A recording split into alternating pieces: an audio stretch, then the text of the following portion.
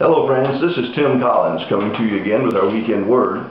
Today I want to go to one of the most familiar passages in your Bible, Psalm chapter 23. I preached from it recently and a verse just kind of jumped out at me. I want to talk about verse 5 today. Now verses 1 through 4 kind of talk from a sheep's perspective. 5 and 6 look at it are more like a human perspective. But verse 5, Psalm chapter 23, says, "You prepare a table before me in the presence of my enemies. You anoint my head with oil, my cup overflows."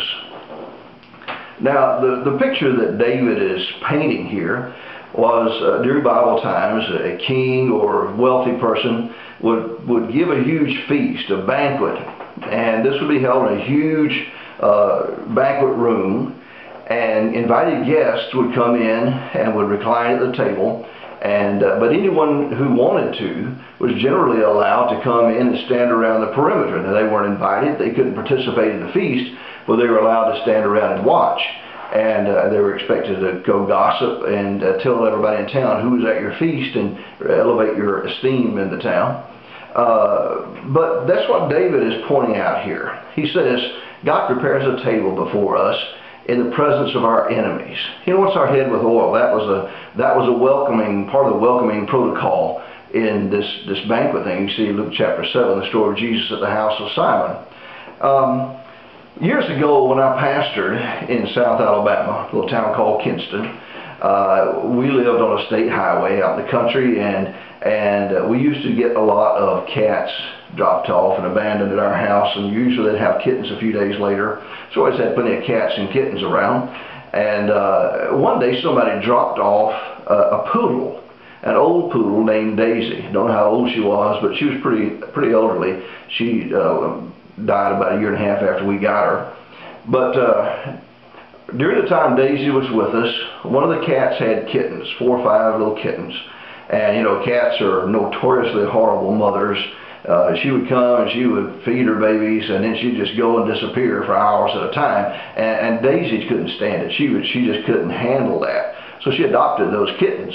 We've got pictures, unfortunately they're not on my laptop, can't show them to you, but we've got pictures at home of Daisy laying there and allowing these 4 or 5 kittens to nurse on her. She'd been spayed, she didn't have anything to feed them, but she would lay there and let them nurse on her. She took care of those kittens for that cat. To the point, we would stick a saucer of milk out on the carport, and Daisy would stand guard while those kittens drank. Now, we might have 10 cats sitting around looking at that milk hungrily, but Daisy wouldn't let one of them touch that milk till those kittens drank all they wanted, and when they were finished and walked away, Daisy would finish it up. That's kind of the picture I get.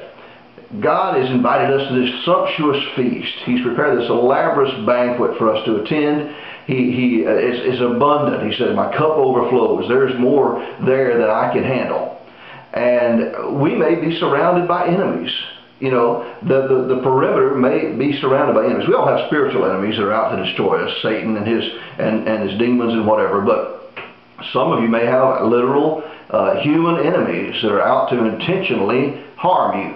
Regardless, David says God prepares this sumptuous feast for us. All the enemies can do is stand around the perimeter and watch us enjoy the blessing, the prosperity, the presence of God. I like that. And I hope you plan on doing that this Sunday. Go to church, be somewhere enjoying the presence of God. He loves to hang out with you. He wants to spend time with you. So do that this Sunday. God bless you. We love you.